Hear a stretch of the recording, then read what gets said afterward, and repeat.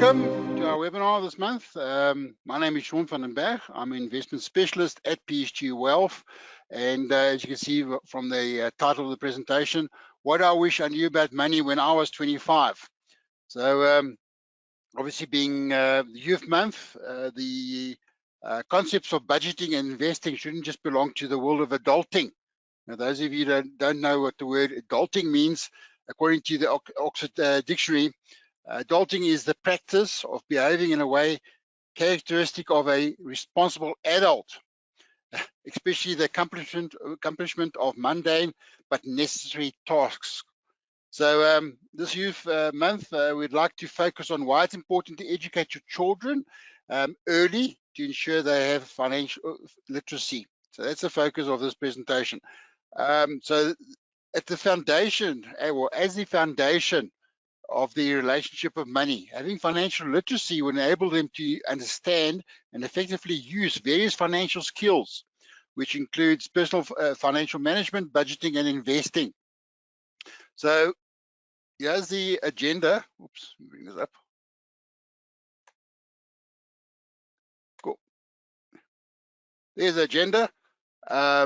So today, the whole idea is to discuss the importance of financial literacy and how to empower your children for financial success. So just to kick off, I thought it'd be fun just to make it a bit personal and say to you, when I was 25, this is way back in 1990, those of you might have been around. Do you know that back in 1990, they had the Berlin Wall falling, where the unification of East and West Germany back in 1990. They launched the Hubble Space Telescope. Namibia was separated from South Africa. Nelson Mandela was released from prison back in 1990. So this is when I was 25. Margaret Thatcher resigned as Prime Minister of the UK after 11 years. The internet was launched way back in 1990, believe it or not. Tim Berners-Lee, he was the creator of the first web server and obviously the founder of www, or the World Wide Web. And Microsoft released its Windows 3.0. We're sitting now at Windows 10 and they're still not working properly, or the bugs in it. Okay, and the first in-car satellite system was launched. Okay, so just on another note, I was thinking about this question, what can I learn when I was 25? And I must say, when I was 25, I had to think about where was I, what was I doing? In those days, I was still in the hospitality industry. I was an assistant food and beverage manager at Holiday Inns in Harrismith. And I can tell you now, when I was 25 years old, I was totally ignorant about money. You know, I knew nothing about money or savings or investment. It wasn't my focus. It wasn't my priority. So, you know, my whole focus was just on obviously building my career. You know, I was looking at, I was staying in the hotel, so my salary was going straight to spending. You know, I was spending money on clothes and everything else that a 25-year-old doing. But obviously in Harrismith, so we just spend time at Swinburne and Law Switzerland, play pool and things like that. That's what I was doing at the age of 25. I had no expenses in the sense that I was staying in the hotel, I had no rent, my food net was covered. But also, you know, I had no real mentors. You know, I knew nothing about personal development.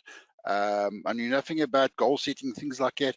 Only when I came up to Joburg and when I left Holiday Inns and I joined Wimpy, I met a financial advisor from Sanlam, and that's when I first learned about retirement annuities. That was my first exposure. And then also when I was still up in when I got to Wimpy in Westgate on Rudderpoort, I came across a flyer called CompuShare. Those of you remember CompuShare, Jack Milne, Progressive Systems College. It was the first stock market course available those days, and that's how I learned about money. That's how it all started. So just as a personal note, that's where I was. But also, as I say, you know, I knew nothing about money. So I've learned, going back now, looking back, I think to myself, the what I call the 5 W's and 1 H. You know, what is money? Why money? Who is responsible? And things like that. When do I get involved? How do I get involved? So this is the kind of thing I've been trying to instill in my children, that same kind of questioning. And so when it comes to money, it's understanding money, is asking those questions. It's interesting to note people talk about earning money and making money. When you talk about earning money, it's mainly in a situation where you're in a salary situation, you get paid on a regular basis. In other words, you're changing your time for money. When you talk about making money, it's usually as a side hustle, you're working from home, you're an entrepreneur, that kind of stuff. So that was quite interesting also to distinguish between earning money and making money. And then obviously saving money, we'll talk about it a bit later, and investing is also, they're usually used interchangeably, but there's a difference. So what is money? Obviously, money is just the economic unit that functions as generally a recognized medium of exchange for transactional purposes. So that is what money is. It's just a liquid asset used in settlement of transactions. And then you have to say to you, why is money important? Money enables us to provide things for our families and friends and enhancing our life through, good education and the best healthcare or the best medical aid, and supporting and obviously achieving our children's goals and their dreams and things like that. Bottom line is, with money, good can be done. And I look at it this way, and this is what I've learned about money. Money gives you choice. And that's what I found is important. So what I also found interesting in going back and I'm thinking, the way I was brought up and things like that, I had lots of limiting beliefs around money. And I came across a book, or I did a course also many years ago through a guy called T.R. Ecker. The course was called Millionaire Mind. And this was, to me, a turning point when it came to money. I had a lot of fear-based beliefs about money. Money is a limited resource. I have to work hard for my money, all those kind of things. And I think also, being up, when the way I was brought up, there was that old saying, money is the root of all evil. And that was a bit of a misquote from the Bible, because it's the love of money is the root of all evil. So those kind of things you have to re-examine. So, what I find important is having empowering, I call it empowering money mindset about money. You can say to yourself, money means more problems. You can also say to yourself, from an empowering point of view, money means more choices in every aspect of my life. Money. There's an old saying, money can't buy you happiness.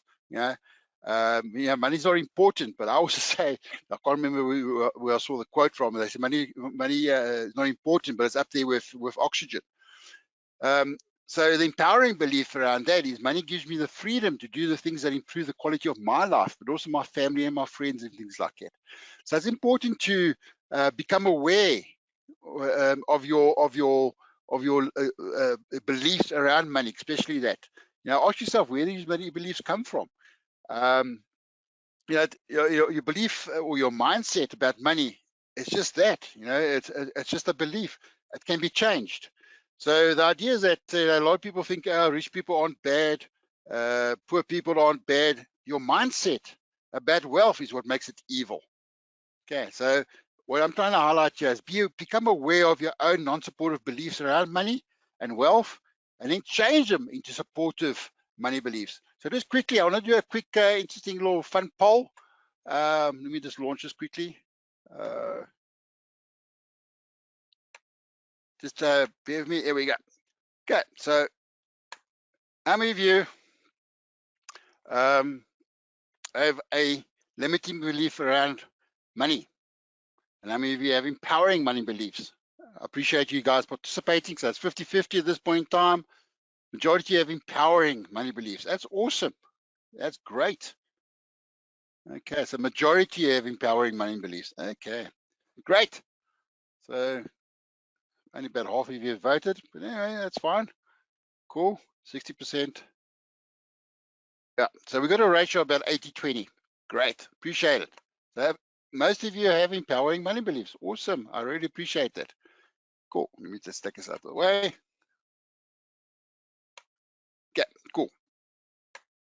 Okay, as I said, when I was 25 years old, I had no money beliefs. Since then, obviously, I've read through books, and I have a much better empowering belief right now. But the point I'm trying to make with this whole idea is to teach your children to have money beliefs. Money beliefs on the one hand, and also the value of money? What does money mean to you? Where do you put it as a valuation or value in your hierarchy? Okay, so appreciate your participation there. So let's talk about, let's move out the way here. Whoops, gone the wrong way. There we go. Let's talk about understanding financial literacy. What is financial literacy? So financial literacy is the ability to understand and effectively use various financial skills and concepts, including, as I said just now, personal financial management, budgeting, and investing. Okay. Financial freedom or financial literacy is the foundation of your relationship with money. So that's, we'll talk about it just now. We talk about educating our children. There's also a lifelong journey. Okay, you learn about this relationship with money. People who are financially literate are generally less vulnerable to financial fraud. Okay, we become a bit more savvy about schemes, especially when they're offering you returns that are amazing. Okay.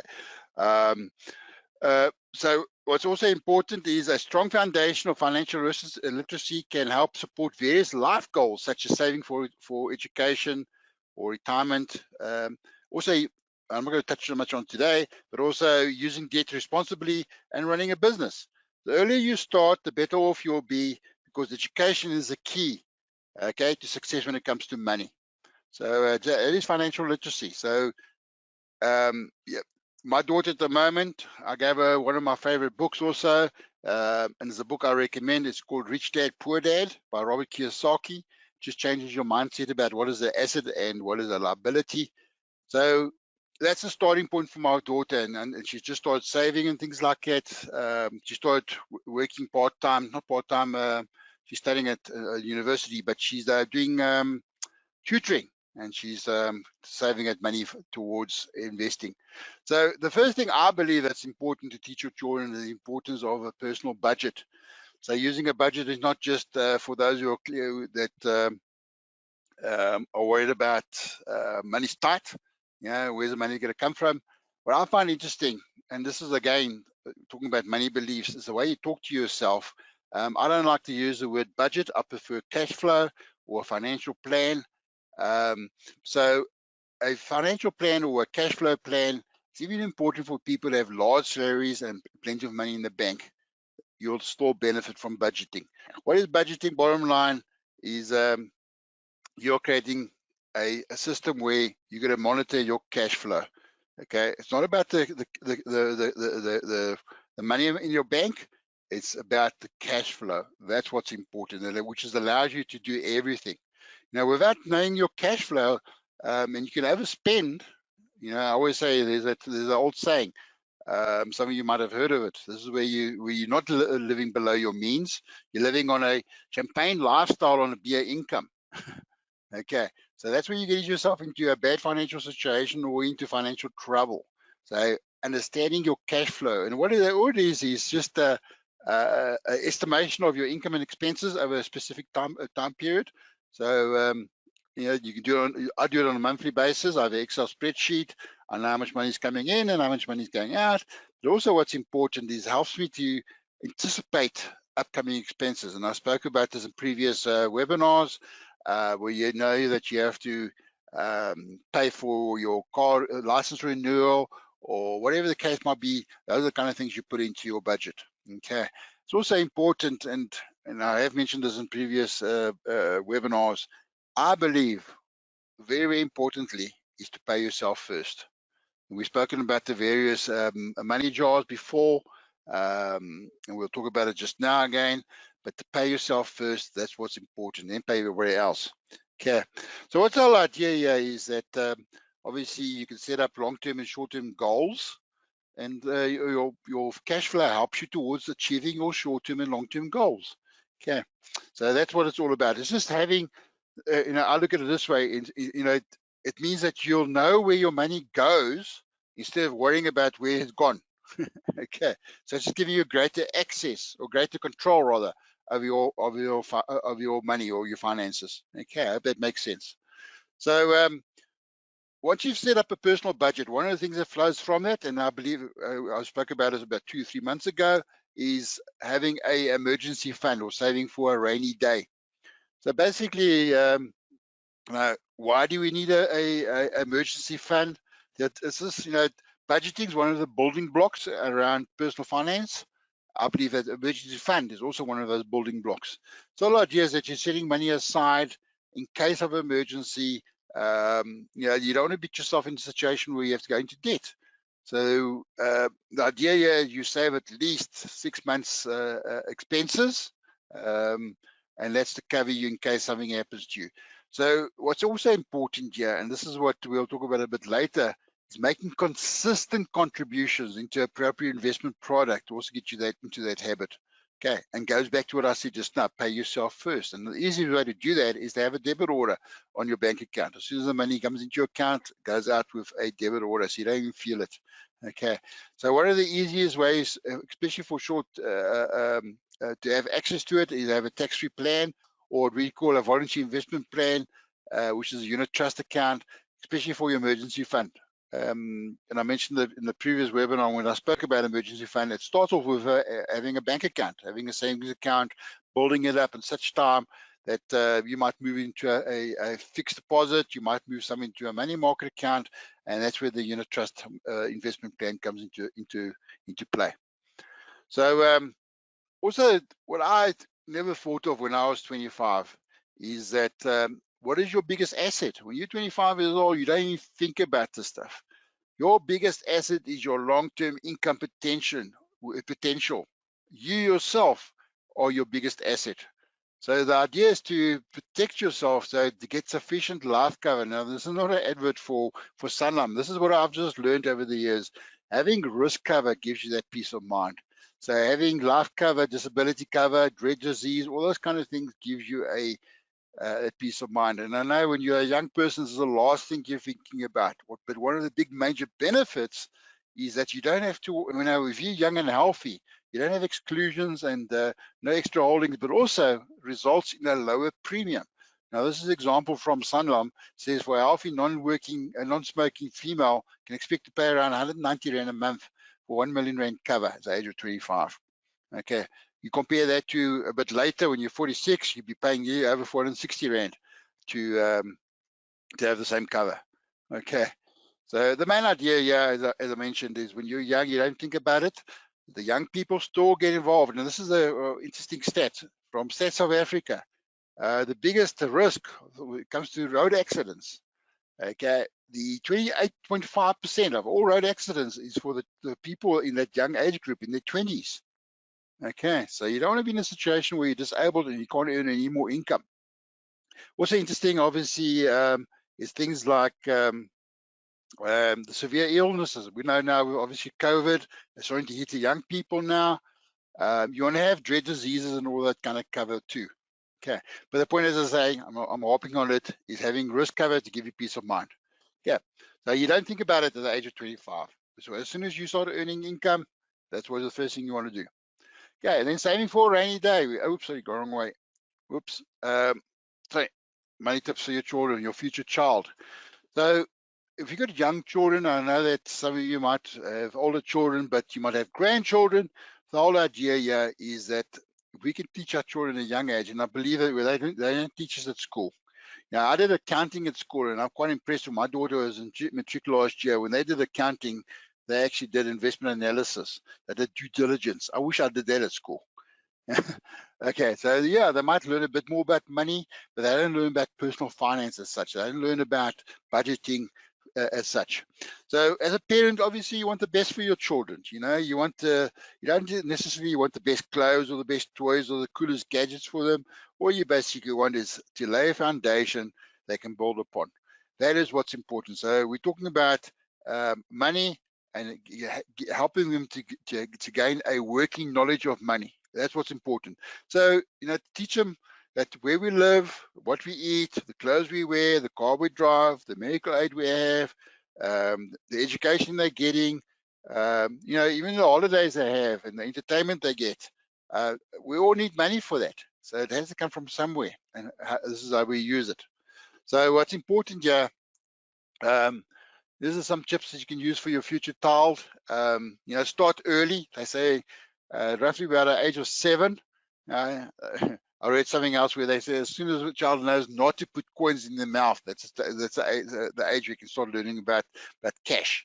So yes, I know we live in an age now where cash is becoming less and less. So, but it's still a good way for them to learn about money. I learned as a kid. I loved the game of Monopoly. So yes, you're playing with Monopoly money, but that's the one way to introduce them to money. So the idea here is to start them young, and that's where the money habits and attitudes will start forming. Okay, so what's important also is instill the habit of saving. And this is where I came to, we call it about the money jars. You can use a various piggy banks, but a lot of the idea is that your children's first interactions with money will be on the part of spending. You want to teach them about saving. So I liked, when I first started with my children, is to have 3 money jars, one for spending, one for saving, and one for what was the other one? Spending, saving, and I've gone blank now. Spending, saving.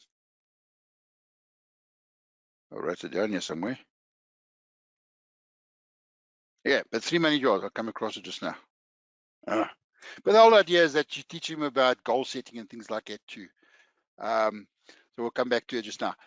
Create opportunities to earn money. So this is where some of you might disagree, where you might start giving your children pocket money or allowance. I gave my children pocket money for it. They had to do certain chores around the house that they weren't paid for, like making their beds and washing dishes.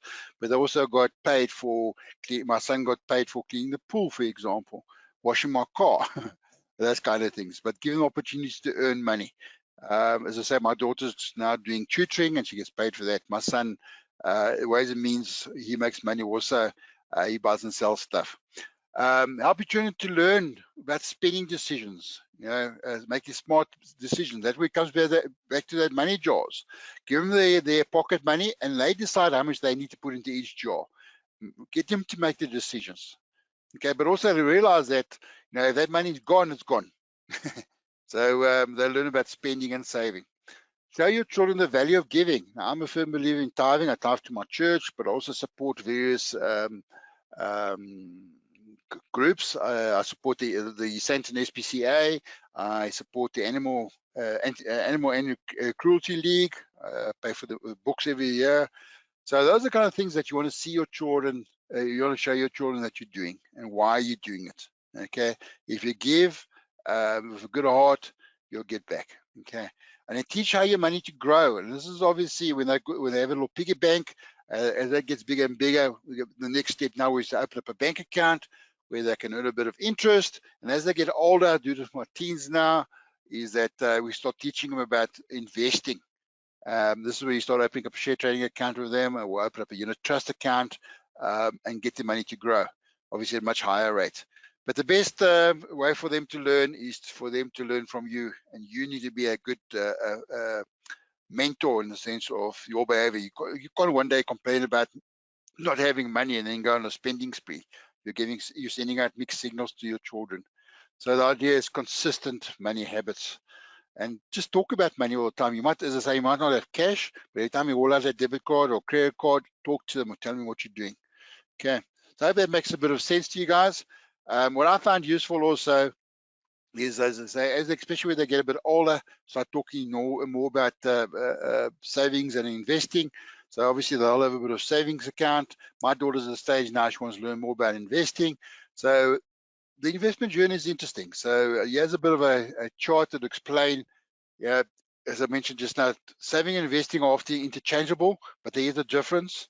Saving is setting aside money that you don't need to right now, but you're setting it aside specifically for emergency, for example, but for future purchase. As I mentioned just now, using debt responsibly. You don't want to use a credit card just to go buy a television. You want to save up towards buying the television, as example. Okay, so all it is you want to be able to have access to that money very quickly. That's what's important in a savings account, especially when we mentioned just about the emergency fund. But also, you want to be in a situation where there's little or no risk, or there's at least no taxes. Obviously interest, you get an interest exemption. You have to worry about it. You need quite a few, 1,000 rand in your account before you start paying any taxes. On the other hand, investing is buying assets such as shares or unit trusts or property or rental property, with the idea there that you want to make your money grow for you. And I always say there's two ways to make money. You can work for your money, or your money can work for you. And obviously the idea is to get your money to work for you. You want to buy into what I call income generating assets, and you need to build cash flow or passive income. That's what's important. But the idea here is more longer term, what's important there. And obviously you get to a stage where you can start separating your investments. You can categorize it as income investments, or you can categorize them as growth investments. You're going to have both. But this table just goes back to the account type. Obviously bank, this is for the savings. Return is obviously very low, and I just touched on this a few months ago about the emergency fund and things like that, where to put it. Typical products would be a savings or money market account or a fixed deposit. Your time horizon short term. It's not forever saving, because the big thing there with putting a lot of money to a savings account long term is inflation is going to eat it up. If you only earning 5% and inflation 6%, you're going to go backwards over a period of time. Is it expensive to invest in savings account? No. And the main idea there is, say, you have liquidity, you have access to those funds as quickly as possible. On the investing side, obviously you can open up a share trading account with a brokerage, or unit trust account through an investment account. The idea that the returns be potentially higher depends on the market conditions. So it can be higher or lower, but it's obviously much higher than getting into a savings account. So there's risk involved, market risk. We talk about market risk. We talk about specific investment risk. What kind of products should be invested in: shares, ETFs, unit trust, rental properties. So your time horizon is obviously much longer, 5 years plus. Obviously a bit more harder to get involved there. That's why when you get to a teenager, you get them to read books. Now my daughters are reading books like Robert Kiyosaki's Rich Dad Poor Dad. There's another one I recommend, The Richest Man in Babylon. There's another one, as I mentioned just now, Millionaire Mind. And a lot of investment books. Once you start learning about different styles of investing, she wants to become a value investor. Good old Benjamin Graham's book, The Intelligent Investor. It's a good book to learn. My son's more into trading, so there's more technical analysis. You can look at all my charting books, those kind of things. But it can be expensive, depending what you're trading and things like that. If you're buying and selling, we've spoken about this before. If you're buying and selling, obviously your trading costs will be much higher as opposed to buying and holding as an investor. Okay, so I hope that makes a bit more sense to you guys. Start your wealth journey early, and this is what's important. Here's a quote from Warren Buffett. I started investing at 11, but regret not starting earlier. Okay, so what's interesting about that quote is that starting investment journey at 11 is too much to ask for, but it's one of makes the list of the top 5 regrets amongst investors, not starting early. And we're talking about the magic of compounding just now. The bottom line is that the thought of saving or investing, as I mentioned, my personal situation, is often the last of my priorities when I started working. At that stage, my new financial independence, financial independence wasn't even on the radar whatsoever. Low salary. I wasn't thinking about saving whatever money I had. But most of the time, you delay things, and that's why I learned, pay yourself first. If you don't do it now, you delay it, and before you know it, a few years have passed down the line, and you missed out on the magic of compounding. So here's an example of, and also what's important, and I mentioned just now about personal finance, learn about goal setting, teach your children about goal setting. Having a goal, it's important. So different stages of life, your financial goals will change. Get them started early. They can save towards buying a toy. The new PlayStation game, whatever the case might be, get them to save up towards it. They'll also appreciate it more, look after it more. But the idea is also builds up consistency. And that's what I said just now. Consistency and time with compound interest will help you save towards your goals. So here's an example of 2 investors.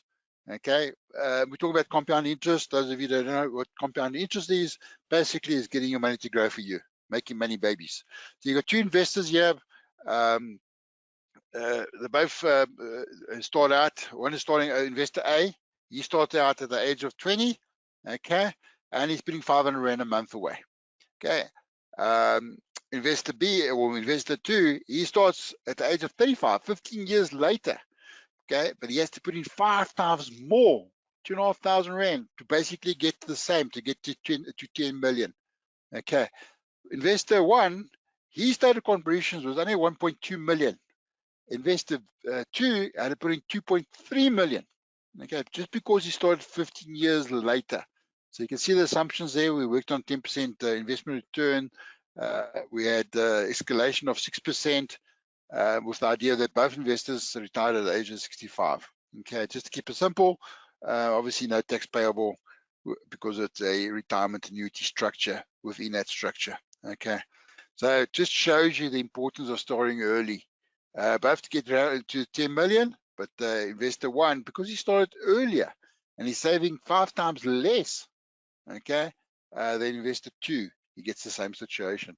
So you can also take it one step further, visualize this way, you know, how much do you need to save to reach a given target?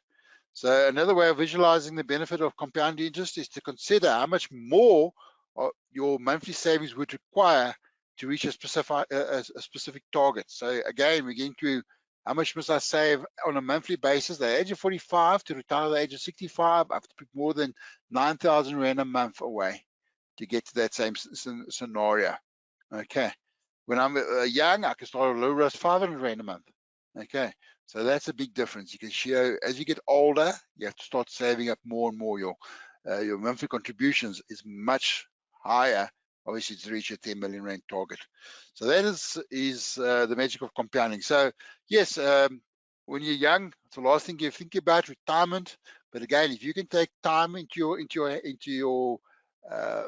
consideration as well as compound interest, it will make a big difference. So the earlier you start, the easier it becomes.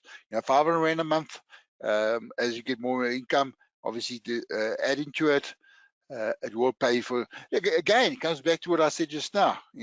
Risk cover gives you that peace of mind. Starting early gives you that peace of mind. Remember, with PSG Wealth Retirement Annuity, things go a little bit tight. It's flexible. You can stop and start your retirement annuity as and when you want. You can also make ad hoc payments, lump sum payments, that kind of stuff. Okay, so guys, I hope that helped you a bit somehow. Before we get into the conclusion, let me see what kind of questions you guys have.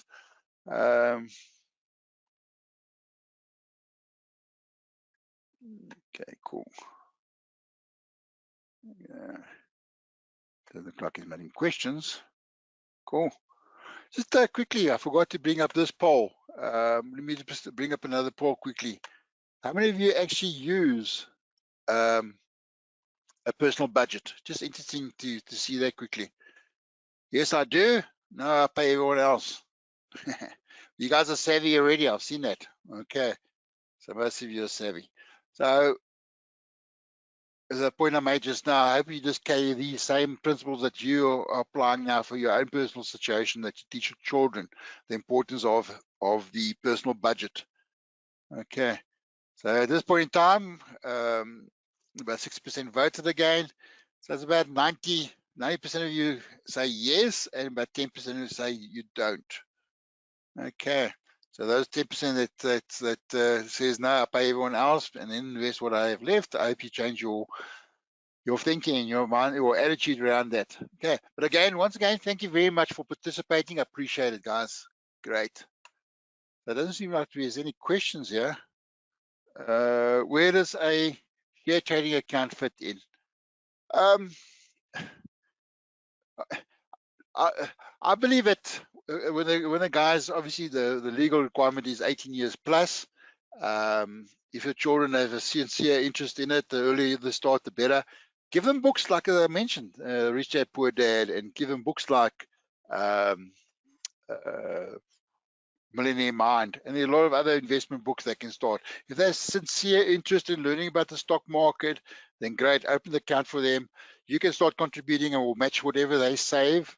That's why I find the easiest what you do. They want to put 1,000 Rand in, you put 1,000 Rand in, and so you build up the capital. Alternatively, and this is coming back to uh, parents that have newborn babies. And obviously, the best thing to do is to open up a tax-free account for your children. As soon as they are born, you can start with a little 500 Rand a month. You can put up to 36,000 a year. But 3,000 Rand a month, with 15 years time, they'll reach their maximum. But at least they've got to start.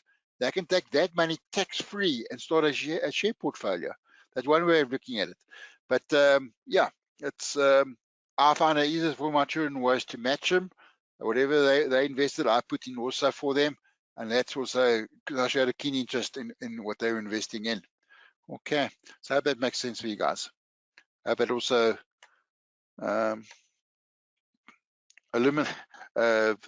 put some light on it.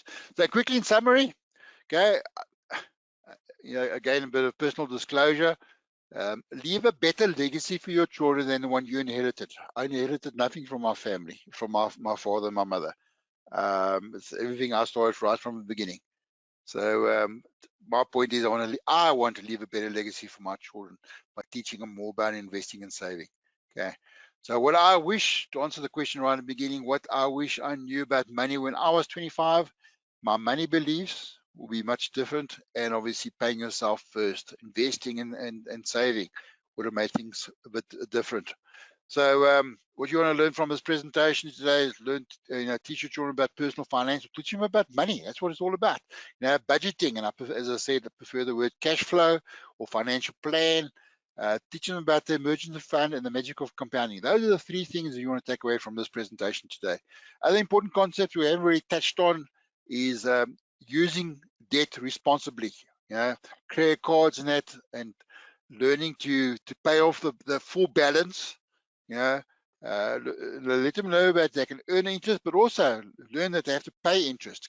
Money can work for you or can work against you. And interest is a very important part of that whole experience. Tax, pay to Caesar what's due to Caesar, but only pay what's due to Caesar. Okay, so I'm not going to touch on that, but also teaching your children about investing and investing into what I call income generating assets. The share portfolio is going to give you the dividends, that kind of stuff, the rental properties, and a lot of other investments they can look at. So guys, I hope that helped you.